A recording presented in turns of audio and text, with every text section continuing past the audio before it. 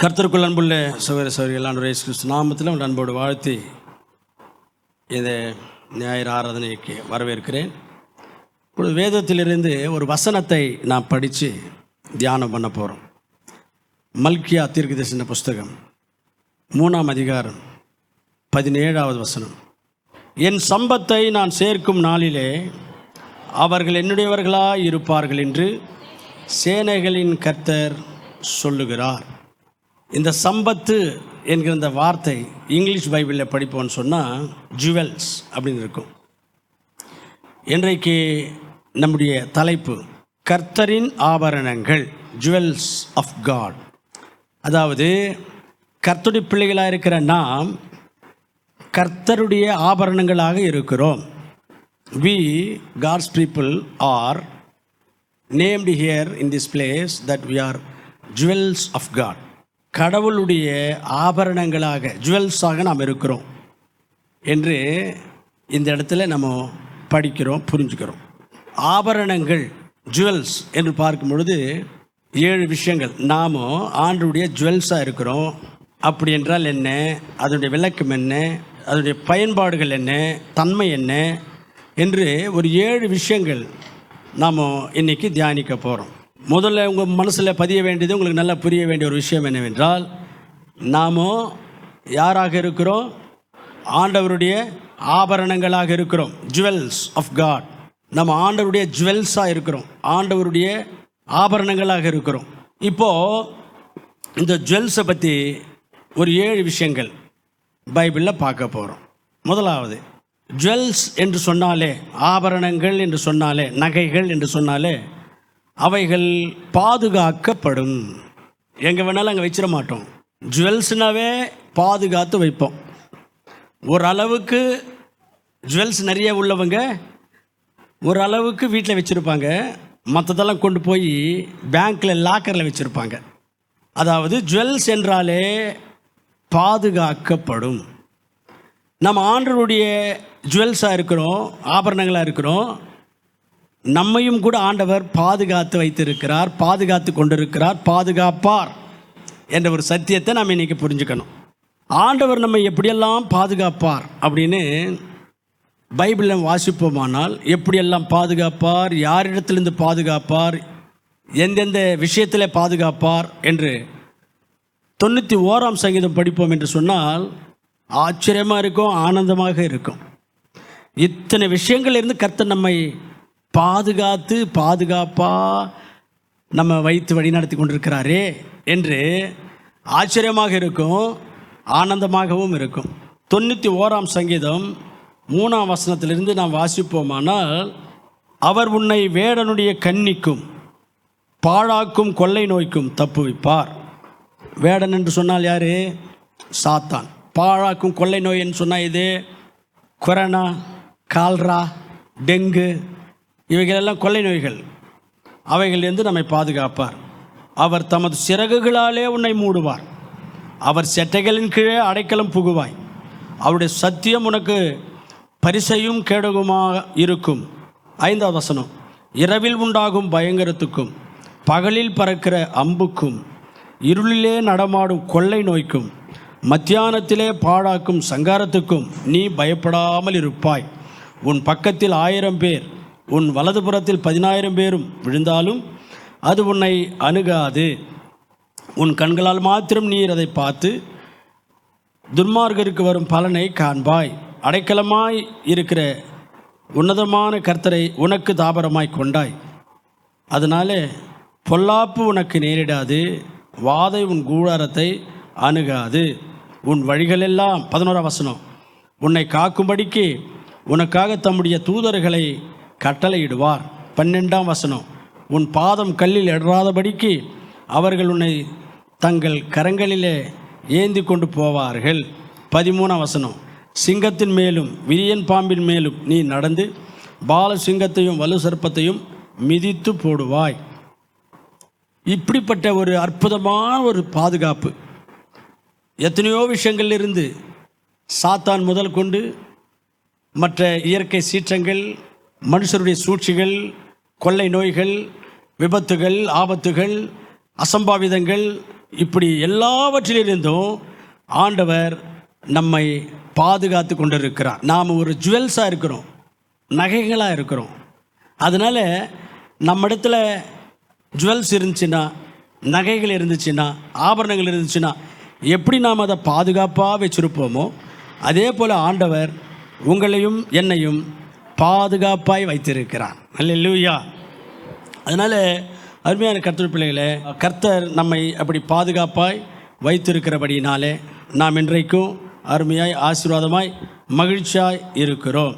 இதில் வேடனுடைய கண்ணிக்கு, அதாவது வேடன் சொன்ன பிசாசானவன், கன்னி என்று சொன்ன வலைகள்.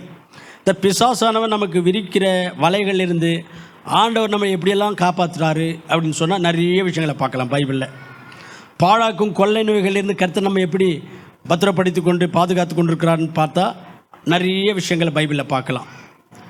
இரவிலே உண்டாகும் பயங்கரத்திற்கும், பகலில் பறக்கும் அம்புக்கும், இருளில் நடமாடும் கொள்ளை நோய்க்கும் அப்படின்னு ஒவ்வொரு சென்டென்ஸில், அந்த ஒவ்வொரு சென்டென்ஸையும் நாம் அவைகளிலிருந்து ஆண்டவர் நம்ம எப்படியெல்லாம் பாதுகாப்பாக பாதுகாத்து வைத்திருக்கிறான்னு பார்க்கும் பொழுது ஆச்சரியமாக இருக்கும். நிறைய விஷயங்களை பார்க்க முடியும். அதனால் அருமையான கருத்து பிள்ளைகளே, நாம் ஆண்டவருடைய ஆபரணங்களாக இருக்கிறோம், ஆண்டவருடைய ஜுவல்ஸாக இருக்கிறோம். ஆண்டவர் நம்மை பாதுகாப்பாய் வைத்து வழி நடத்தி கொண்டிருக்கிறார். அல்லேலூயா. ரெண்டாவது, நம்ம ஆண்டவருடைய நகைகளாக அல்லது ஜுவல்ஸாக, ஆபரணங்களாக இருக்கிறோம் என்று பைபிள் சொல்லுது. இப்போது பொதுவாக ஆபரணங்கள், தங்க நகைகள் என்று சொன்னாவே அது நமக்கு ஒரு அவசரத்துக்கு தேவைப்படும், ஒரு அவசரத்துக்கு தேவைப்படும். இப்போ நமக்கு ஏதாவது ஒரு கஷ்டம் வந்துச்சுன்னா உடனே அந்த ஜுவல்ஸை கொண்டு போயிட்டு பேங்க்கில் அடமானம் வைக்கிறோம், அல்லது ஸ்டேட் கடையில் அடமானம் வச்சு நமக்கு வருகிற அந்த பிரச்சனைகளை நாம் சமாளிக்கிறோம். ஒரு அவசரத்துக்கு நமக்கு பயன்படக்கூடியவைகள் தான் தங்க நகைகள், ஜுவல்ஸ். இப்போ கவனிங்க, நாம் ஆண்டவருக்கு ஜுவல்ஸாக இருக்கிறோம், தங்க நகைகளாக இருக்கிறோம் அப்படின்னு சொல்லும்பொழுது நாம் ஆண்டவருடைய தேவைக்கு பயன்படுறவங்களாக இருக்கணும், பயன்படுறவங்களாக இருக்கணும். நம்முடைய வீட்டில் இருக்க தங்க நகைகள், ஜுவல்ஸு நம்ம தேவைக்கு அது பயன்படுகிறத போல் நம்ம ஆண்டவருக்கு பயன்பட வேண்டும். இது ஒரு முக்கியமான விஷயம். அதனால் சில பேர் அது மாதிரி இருக்கிறாங்க நம்ம சர்ச்சில். அவங்கள எந்த நேரம் வேணாலும் நம்ம பயன்படுத்திக்கலாம். ஒரு கடவுளுடைய வேலை, கடவுளுடைய ஊழியம்னு சொன்னால் ஒரு அர்ஜென்ட்டுக்கு அவங்கள நம்ம பயன்படுத்திக்கலாம். ஒரு ஃபோன் பண்ணி இது மாதிரி விஷயங்க, கொஞ்சம் நீங்கள் வாங்க, கொஞ்சம் வேலை இருக்குது, இந்த இடத்துக்கு போகணும், அதை வேலை செய்யணும், இதை முடிக்கணும், இந்த இடத்துக்கு ஊழியத்துக்கு போகணும் அப்படின்னு சொல்லும்போது வர்றவங்க இருக்கிறாங்க. சில பேர் அப்படி கூப்பிடுறதுக்கே அச்சமாக இருக்குது. ஏன்னு சொன்னால் அவங்க என்ன நினைப்பாங்களோ, ஏன் அவங்க என்ன நினைப்பாங்களோன்னு நாம் நினைக்க வேண்டியதாக இருக்குது என்றால், அவங்க சண்டே அப்படி வந்துட்டு போயிடுறாங்க.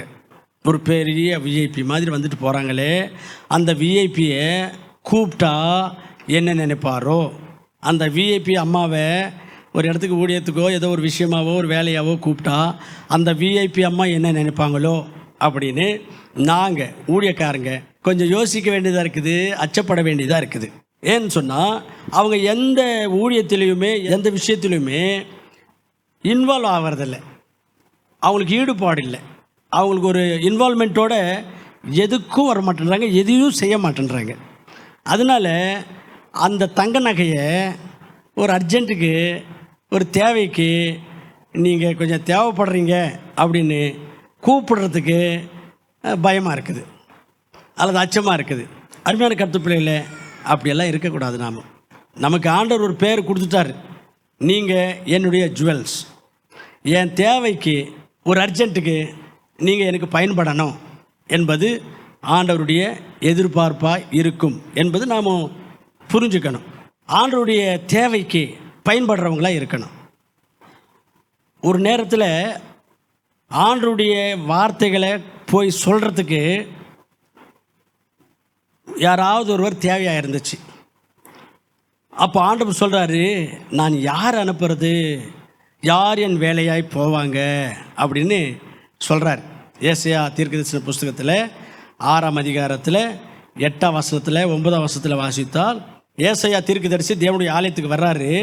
அப்போ ஆண்டவர் சொல்கிறாரு, என் வேலையாக யாராகிலும் போகணுமே, நான் யாரை அனுப்புவேன் என்று ஆண்டவர் சொல்லும் பொழுது ஏசாயா சொல்கிறாரு, இதோ அடியேன் இருக்கிறேன், என்னை அனுப்புங்கப்பா அப்படின்னு அவர் அங்கே தன்னை அந்த வேலைக்கு ஒப்பு கொடுக்குறார்.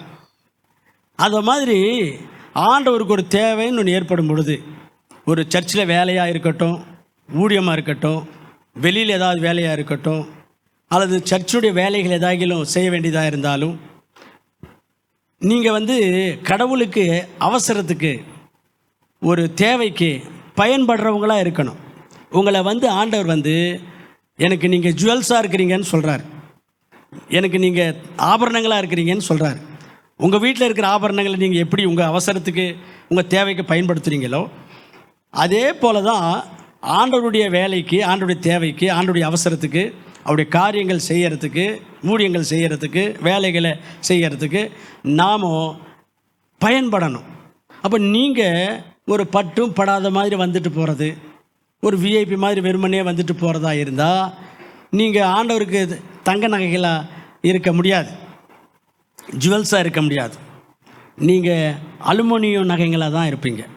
வெள்ளி நகைங்க கூட சொல்ல மாட்டேன், வெள்ளி நகை கூட அடமானத்தில் வச்சுக்கிறாங்க, அவசரத்துக்கு பயன்படுது. அலுமினியம் நகைகள் இருக்குது, சில அலுமினியம் நகைங்கள்லாம் இருக்குதா இல்லையா? அலுமினியில் கம்பல் இருக்கா இல்லையா? அலுமினியில் கம்பல் இருக்குது, செயின் இருக்குது, அதுக்கெல்லாம் தங்கம் மெருகு போட்டு விற்கிறாங்க. அதுங்களெல்லாம் கொண்டு போய் எதுக்கும் பயன்படுத்த முடியாது, ஒரு அவசரத்துக்கு தேவைக்கு பேங்க்கில் வைக்க முடியாது. அதுபோல் நீங்கள் ஒரு கடவுளுடைய வேலைக்கு, அவருடைய தேவைக்கு, அவருடைய அவசரத்துக்கு பயன்படலைன்னா நீங்கள் ஆபரணங்களாக தான் இருப்பீங்க, ஆனால் அலுமினியம் ஆபரணங்களாக இருப்பீர்கள். நீங்கள் தங்க நகைகளாக இருக்கணும். ஒரு தேவைக்கு, ஒரு அவசரத்துக்கு ஆண்டவருக்கு பயன்படுகிற தங்க நகைகளாக நீங்கள் இருக்கணும்னு சொன்னால், இதை நான் இருக்கிறேன்னா, எனக்கு எதனா இருந்தால் ஊழியம் இருந்தால் சொல்லுன்னா, எதனா வேலை இருந்தால் சொல்லுங்கன்னா, நான் எதனா எழுதணுமா, நான் எதனா வேலை செய்யணுமான்னா, எதனா செய்யணுன்னா சொல்லுங்கன்னா செய்கிறேன் அப்படின்னு நீங்கள் ஊழியங்களாக இருக்கட்டும், வேலைகளாக இருக்கட்டும், முன்னுக்கு வரணும்.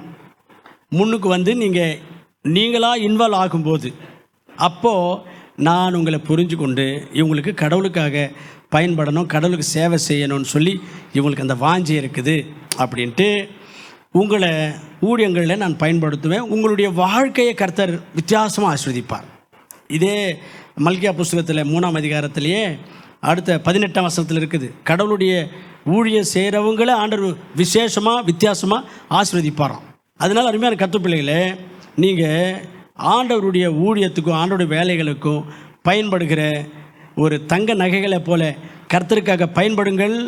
உங்களை கர்த்தர் மென்மேலும் ஆசீர்வதிப்பார், வித்தியாசமாக ஆசீர்வதிப்பார். கர்த்தர் உங்களை விசேஷமாக ஆசீர்வதிப்பார். தங்க நகைகள் என்று சொன்னால் ஒரு தேவைக்கு, அவசரத்துக்கு பயன்படுகிறது. நீங்கள் என்னுடைய தங்க நகைகள் என்று சொல்லி கர்த்தர் சொல்லுகிறபடினாலே கர்த்தருக்கு தேவைக்கு, அவசரத்துக்கு பயன்படுகிறவர்களாய் நாம் இருக்க வேண்டும்.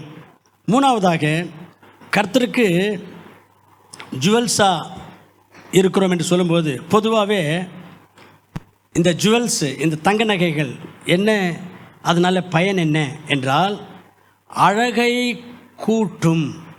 அழகை அப்படின்னா சுமாராக இருக்கிறவங்க கூட நகைங்கள்லாம் கொஞ்சம் போட்டுக்கிட்டாக்கா கொஞ்சம் அழகாக தெரிவாங்க. அழகை கூட்டும். அப்போது நம்முடைய ஆண்டவருக்கு நாம் ஜுவல்ஸாக இருக்கிறோம், தங்க நகைகளாக இருக்கிறோம். யாருக்கு தங்க நகைகளாக இருக்கிறோம்? ஆண்டவருக்கு. நாம் நம்முடைய ஆண்டவருடைய அழகை கொஞ்சம் தூக்கலாம், அது எடுப்பாக தெரியும்படிக்கு நம்முடைய நடத்தை இருக்கணும். அல்லேலூயா. நாம் நடந்துக்கிறது, நாம் பழகிறது, நாம் பேசுறது, நம்முடைய அடக்கம், ஒடுக்கம், அன்பு, தாழ்மை, இவைகள் மூலமாய் நம்முடைய ஆண்டவருடைய அழகு எடுப்பாக இந்த உலகத்துக்கு தெரியணும். 1 பேதுரு 3ஆம் அதிகாரத்தில் 3ஆம் வசனத்திலிருந்து 3, 4, 5 அந்த வசனங்களை வாசிப்போம். மயிரை பின்னுதலும் பொன்னாபரணங்களை அணிந்து உயர்ந்த வஸ்திரங்களை உடித்து கொள்ளுகிறது ஆகிய புறம்பான அலங்கரிப்பு உங்களுக்கு அலங்காரமாய் இராமல் அழியாத அலங்கரிப்பாய் இருக்கிற சாந்தமும் அமைதலும் உள்ள ஆவியாகிய இருதயத்திலே மறைந்திருக்கிற குணமே உங்களுக்கு அலங்காரமாக இருக்க கடவுது. அப்படின்னாக்கா இருதயத்தில் இருக்கிற அந்த ஒரு 2 குணங்கள் அங்கே சொல்கிறாரு. சாந்தமும் அமைதலும் உள்ள அந்த ஆவியே உங்களுக்கு அலங்கரிப்பாய் இருப்பதாக.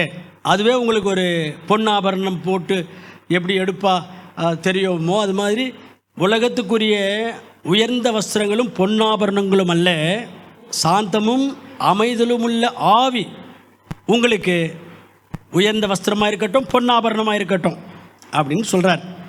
அப்படின்னா இந்த அமைதலுள்ள ஆவி சாந்தமும், இந்த 2ம், அதாவது சாந்தமாக இருக்கிறது அமைதலாக இருக்கிறது, இந்த குணம் ஒரு பொன் ஆபரணத்துக்கு ஒப்பனையாக இங்கே சொல்லுகிறார். சாந்தமாக இருக்கிறது, அமைதலுள்ள ஆவியோடு இருக்கிறது, அது ஒரு பொன் ஆபரணமாக. இப்போ கவனிக்கணும்.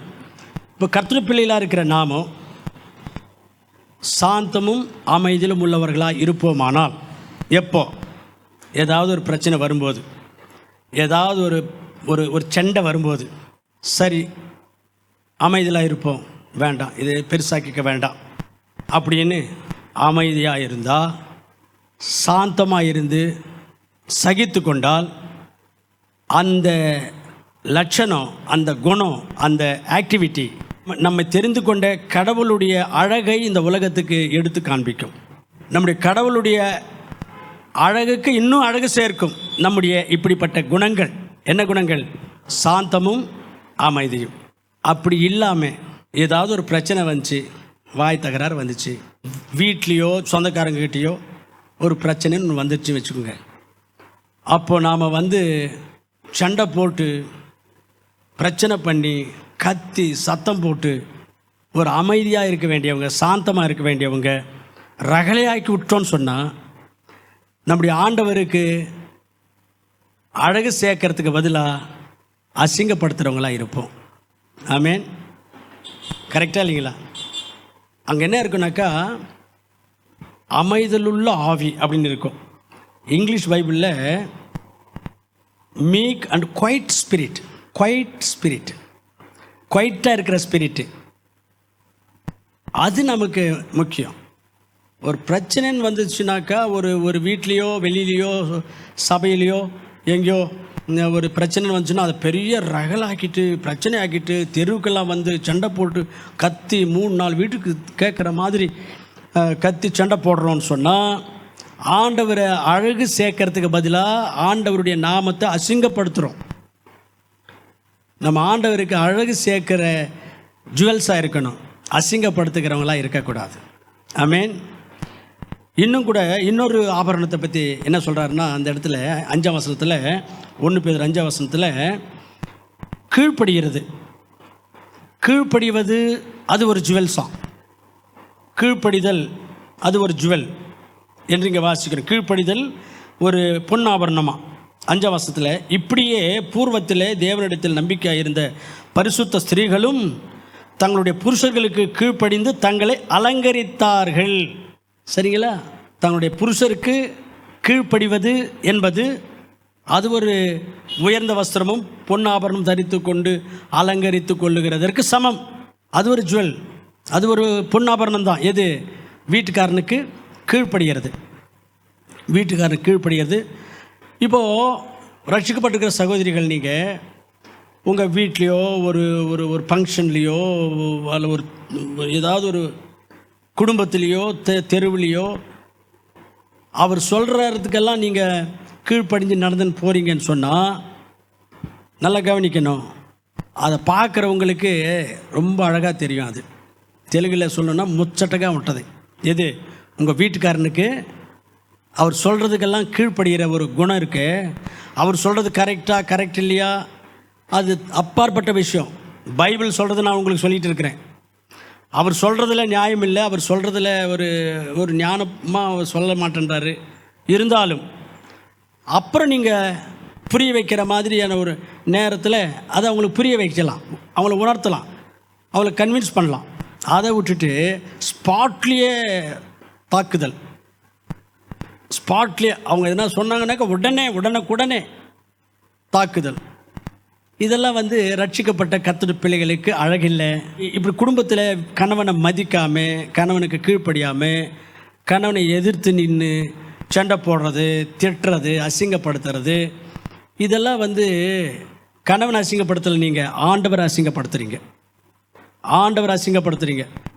நாம் எல்லாம் ஆண்டவரை அழகுபடுத்துகிற ஜுவல்ஸாக இருக்கணுமே ஒழிய அவரை அசிங்கப்படுத்துகிறவங்களாம் நாம் இருக்கக்கூடாது. நாம் இப்படியெல்லாம் நடந்துக்கும் போது அவங்க நம்முடைய ஆண்டவரை தான் அசிங்கமாக பேசுவாங்க. அதனால் அருமையான கர்த்தருப்பிள்ளையில் கீழ்ப்படிதல் என்பது ஒரு அருமையான ஒரு அலங்காரம், அருமையான ஒரு ஜுவல், அருமையான ஒரு பொன்னாபரணம். அதனால் நாம் ஆண்டவருக்கு கீழ்ப்படியணும். வேலை செய்கிற இடத்துல அதிகாரிகளுக்கு கீழ்ப்படியணும். எபேசியருக்கு நிருபம் 6ஆம் அதிகாரம் 5ஆம் வசனத்தில் அதிகாரிகளுக்கு கீழ்ப்படிங்க அப்படின்னு இருக்குது. சபையில் உங்களை நடத்துகிறவர்களுக்கு கீழ்ப்படியுங்கள். எபிரேயருக்கு 13ஆம் அதிகாரம் 17ஆம் வசனம், உங்களை நடத்துகிறவர்களுக்கு சபையில் கீழ்ப்படியுங்கள். வீட்டில் கணவருக்கு கீழ்ப்படியுங்கள். இன்னொரு இடத்துல கணவர்கள் மனைவிக்கும் கீழ்ப்படியணும்னு கூட இருக்குது. அதனால் அந்த அம்மா தான் நம்ம கீழ்ப்படியணும்லாம் இல்லை. அந்த அம்மா சொல்கிறதுல நியாயம் இருந்துச்சுன்னா, அந்த அம்மா சொல்கிறதுல உண்மை இருந்துச்சுன்னா, அந்த அம்மா சொல்கிறது லாஜிக்காக இருந்துச்சுன்னு சொன்னால் கணவன் அந்த அம்மாவுக்கும் கீழ்ப்படியணும், தன்னுடைய மனைவிக்கும் கீழ்ப்படியணும். இதெல்லாம் ஆக மொத்தத்தில் நமக்கு கீழ்ப்படுகிற ஒரு நேச்சர், கீழ்ப்படுகிற ஒரு சுபாவம் நமக்கு ஒரு பெரிய அலங்காரம். நம்ம கீழ்ப்படிதலை பார்த்து நம்முடைய ஆண்டவருக்கு அழகு சேர்க்கிறவங்களாக இருப்போம். By our obedience we will increase the beauty of our Savior. நம்முடைய இரட்சகருடைய அழகை அதிகப்படுத்துகிறவங்களாக இருப்போம் நம்முடைய கீழ்ப்படிதலின் மூலமாக. அதனால் வேலை செய்கிற இடத்துல கீழ்ப்படிதல் உள்ளவங்களாம் நடந்துக்கோங்க, வீட்டில் கீழ்ப்படிதல் உள்ளவங்களாம் நடந்துக்குங்க, சபையில் கீழ்ப்படிதல் உள்ளவங்களாம் நடந்துக்குங்க, பெற்றோருக்கு கீழ்ப்படிதல் உள்ளவங்களாம் நடந்துக்கங்க, பெரியவங்களுக்கு வார்த்தைங்க மதித்து கீழ்ப்படியுங்க. இப்படியெல்லாம் ஒரு கீழ்ப்படிதல், த ஸ்பிரிட் ஆஃப் ஒபீடியன்ஸ் நமக்குள்ளே இருக்கும் என்றால் அதை பார்க்குறவங்கெல்லாம் நம்முடைய ஆண்டவரை தான் பெருமையாக பேசுவாங்க. அந்த ஆண்டவருடைய பிள்ளைங்கன்னா ஆண்டவர் பிள்ளைங்க தாங்க. எப்படி அருமையாக வாடராக இருப்பார், எவ்வளோ ஒரு கீழ்ப்படிதல், எவ்வளோ ஒரு ஒபீடியன்ட்டு, எவ்வளோ உண்மை, எவ்வளோ தாழ்மை. ஏசாமி பிள்ளைங்கன்னா சும்மா சொல்லக்கூடாது அப்படின்னு ஏசாமிக்கு அது அழகு சேர்க்கிற ஒரு சுபாவமாக இருக்கும். அதனால் நாம் அருமையான கர்த்தர் பிள்ளைகளை கர்த்தருக்கு கீழ்ப்படுகிறவர்களாய் மட்டுமல்ல, எந்தெந்த இடத்துல யாருக்கெல்லாம் கீழ்ப்படிய சொல்லி பைபிள் சொல்லுதோ அதெல்லாம் கீழ்ப்படுகிறது என்பது அது ஒரு ஆபரணம், அது ஒரு ஜுவல். அந்த ஆபரணமாக நாம் மாறும் பொழுது அந்த ஆபரணத்தின் மூலமாக நம்முடைய ஆண்டவருக்கு அழகு கூடும். அது மட்டுமல்ல, நம்ம ஆண்டவருக்கு எப்படி அழகு சேர்க்கிறோம், அழகு கூட்டுகிறோம் என்றால் ஆண்டவருடைய பொன்னாபரணமாக இருக்கிறோம். பொன்னாபரணம் அழகை கூட்டும், அழகை சேர்க்கும். நாம் ஆண்டவருக்கு பொன்னாபரணமாக இருக்கிறோம். அப்போ நாம் நம்முடைய ஆண்டவருடைய அழகை கூட்டணும், அவருக்கு அழகு சேர்க்கணும். மூணாவதாக எப்படி நம்முடைய ஆண்டவருக்கு அழகை கூட்ட முடியும், சேர்க்க முடியும் என்றால் அறிவார்ந்த வார்த்தைகள், ஞானமுள்ள வார்த்தைகள் நம்ம பேசுனா அதுவும் ஒரு ஆர்னமெண்ட்டு தான், அதுவும் ஒரு ஆபரணம் தான் அப்படின்னு பைபிள் சொல்லுது. நீதிமொழிகளில் பாருங்களேன், 20ஆம் அதிகாரத்தில் 15வது வசனம், பொன்னும் மிகுதியான முத்துக்களும் உண்டு, அறிவுள்ள உதடுகளோ விலை உயர்ந்த ரத்தனங்கள், விலை உயர்ந்த ஜுவல்ஸ். அறிவுள்ள உதடுகள், அறிவார்த்தமாய் நாம் பேசுகிறவங்களாக இருந்தால், அறிவார்த்தமான வார்த்தைகள், ஞானமுள்ள வார்த்தைகள் நம்முடைய வாயிலிருந்து வரும் என்றால் அது நம்முடைய ஆண்டவருக்கு அழகு சேர்க்கும், நம்முடைய ஆண்டவருடைய அழகை கூட்டும். நாம் அறிவில்லாத வார்த்தைகள், ஞானமில்லாத வார்த்தைகள், புத்தி இல்லாத வார்த்தைகள் பேசுவோம் என்று சொன்னால் ஆண்டவருடைய நாமம்தான் தூஷிக்கப்படும், அசிங்கப்படும். அப்போ நமக்கு ஞானமாக, அறிவுபூர்வமாக, அறிவார்த்தமாக பேசுகிற கர்த்தருடைய பிள்ளைகளாய் நாம் மாற வேண்டும். எப்படி மாற முடியும்? ஆண்டவருடைய பாதத்தில் ஜெபம் பண்ணினால் ஆண்டவர் நல்ல ஞானத்தை தருவார், அறிவை தருவார், கிருபையை தருவார். அதை கொண்டு நாம் ஒவ்வொரு விஷயம் பேசும்போது ஞானம் வெளிப்படும். நம்முடைய வாயிலிருந்து அறிவும் ஞானமும் வெளிப்படும்.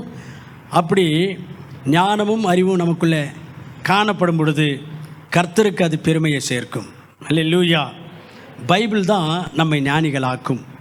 சங்கீத புஸ்தகத்தில் 19:7 கர்த்தருடைய வேதம் பேதைகளை ஞானிகளாக்கும்.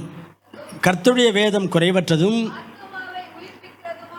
ஆத்துமாவை உயிர்ப்பிக்கிறதுமாய் இருக்கிறது. கர்த்தருடைய சாட்சி என்றால் கர்த்தருடைய வேதம் தான். சத்தியமும் பேதையை ஞானிகளாக்கும். கர்த்தருடைய வசனம் பேதையை ஞானியாக்கும். அப்படின்னா அறிவில்லாத முட்டாள கூட ஆண்டுடைய வார்த்தை, அவன் ஆண்டவருடைய வார்த்தையை படிக்க படிக்க, அதை சிந்திக்க சிந்திக்க, தியானிக்க தியானிக்க, அதன்படி வாழ வாழ என்ன நடக்கும்னா அவர் பெரிய ஞானி ஆகிடுவான்.